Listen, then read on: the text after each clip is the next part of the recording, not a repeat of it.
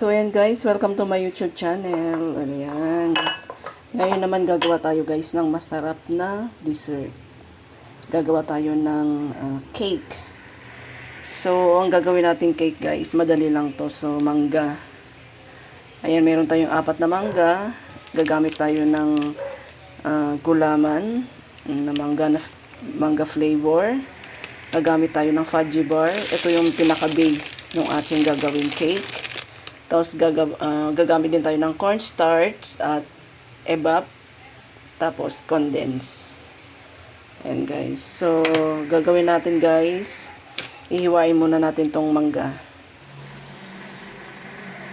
Yung dalawang mangga, ito cubes natin.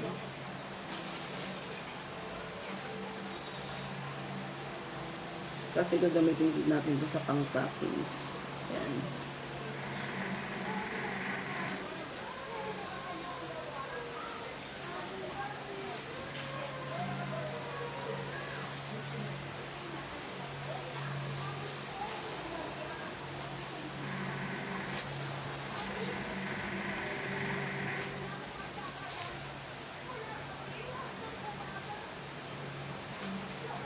Maraming mangga, mas masarap. Total mura naman ang mangga ngayon, guys.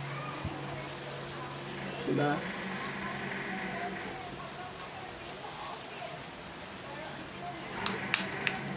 So, i-blend ko na lang siya.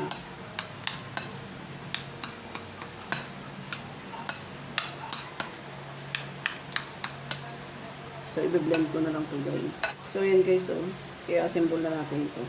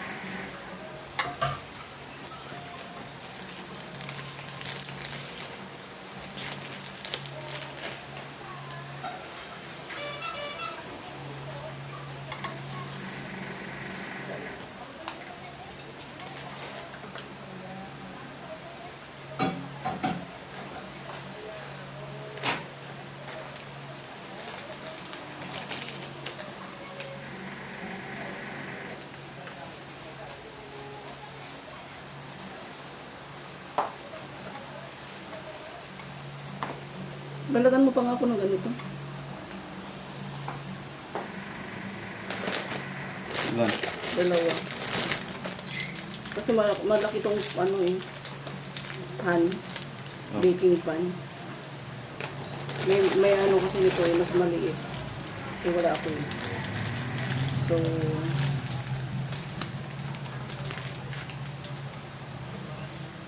wala na. Meron pa dalawa. Isa lang, isa lang.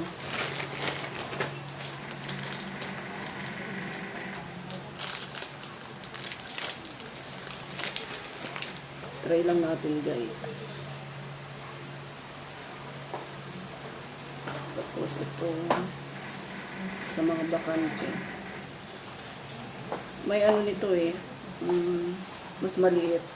Malaki kasi ito eh. Yung para bang malagyan lahat. Yung mas maliit nitong pan, gagamit lang kayo ng ano, 6 na fudgy bar.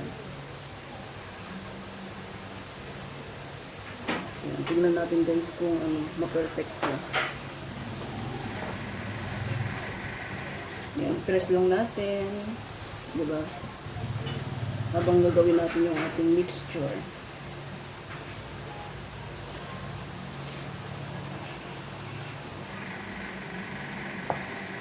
Ayan.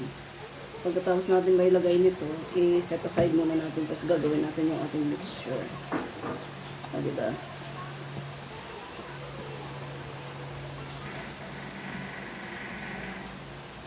Para pag ano, kinuha natin ito mamaya yung ano, mixture. So, gagamit tayo ng ano, 1/4 na, ay 1/4 na cornstarch.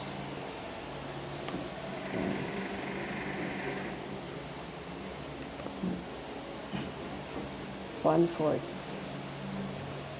Then, maglalagay tayo ng gulaman, isang sachet.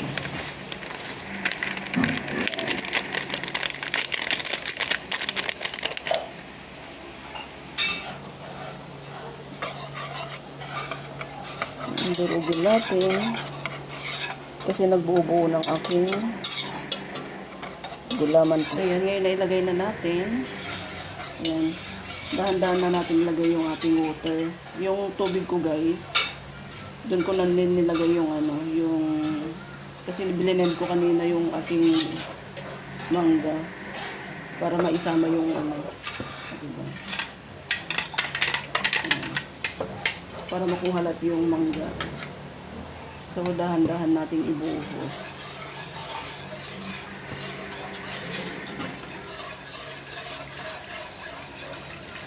Bali, 2 cup.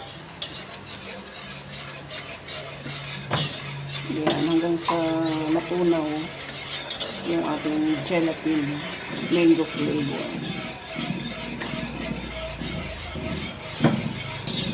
Yan, okay na. Ilalagay na rin natin yung ating evap. Yan. Dahan-dahan.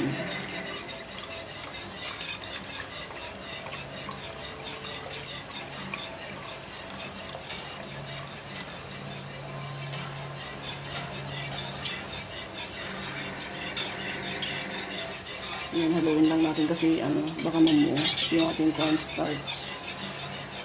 Then after that, wow, English lagay na rin natin yung ating condense. Ang ating condense na mango flavor din. Para lasang mangga talaga. Yan. Tapos haluin natin. Sana maging perfect to guys kasi first time. Ayan, kunin natin lahat kasi sayang. Diba, ang mahal ng ang mahal ngayon guys ng sangkap.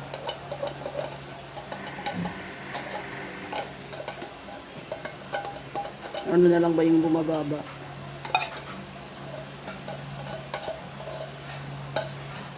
Na guys, alam niyo kung ano yun. Simutin natin kasi sayang.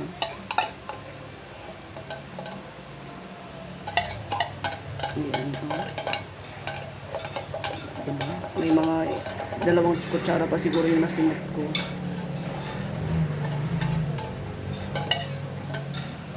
Okay. Tapos haluin natin mabuti. Ngayon pag nailagay na natin, lagay na rin natin yung mangga na ating blend. Yan, kailangan ganyan. Wow! Sarap. Kunin natin lahat kasi sayang.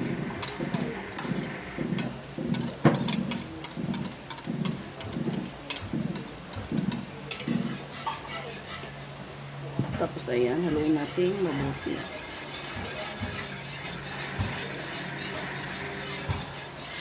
Ang bango.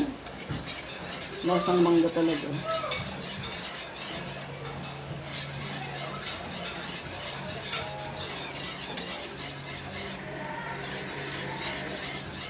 Tapos ayan, isasalang na natin sa mahinang apoy lamang. Pero huwag tayong tumigil sa kakahalo kasi bago mamaya dumikit. Ayan, isasalang na natin guys. So yun na guys. Continue lang tayo sa paghahalo kasi baka mamaya mabuo yung cornstarch.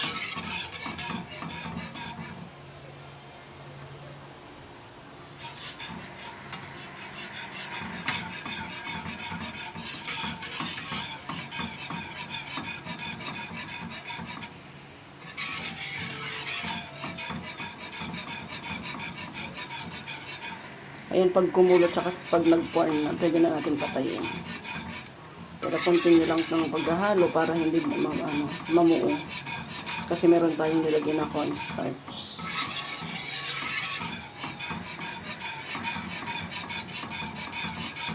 Nakakangali nga lang ng kamay. Pero syempre, parang yan, lalagay na natin yung ating mixture. Ilubuhos na natin lahat.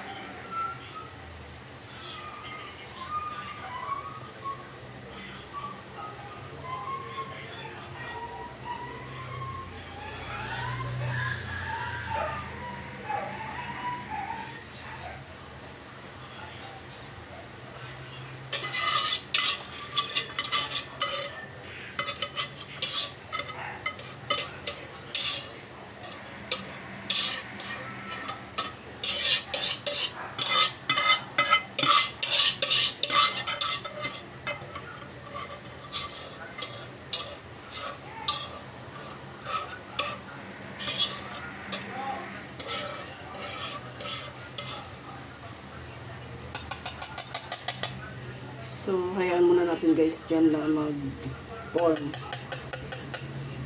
yung ating gelatin.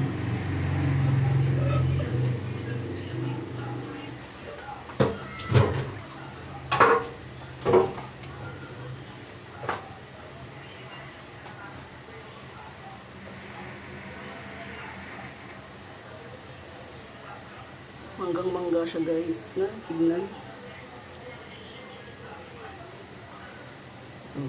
Kasi mainit po. Ayan, hayaan naman natin guys din.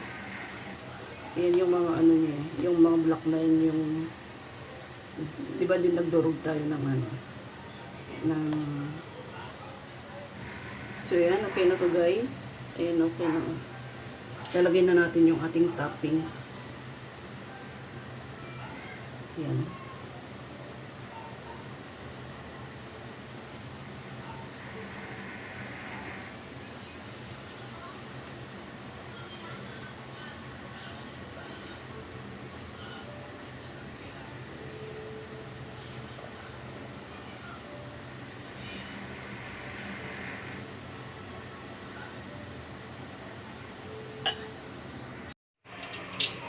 So, ito na guys, oh.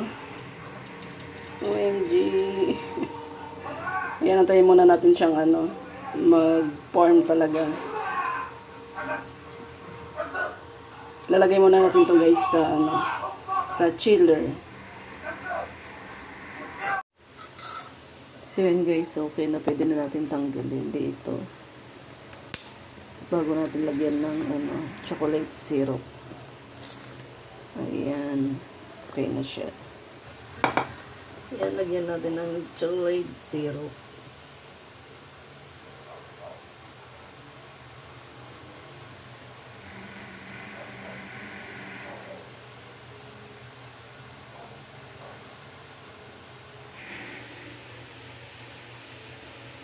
Ayan, gumawa ko guys ng mango cake. Mango gelatin cake.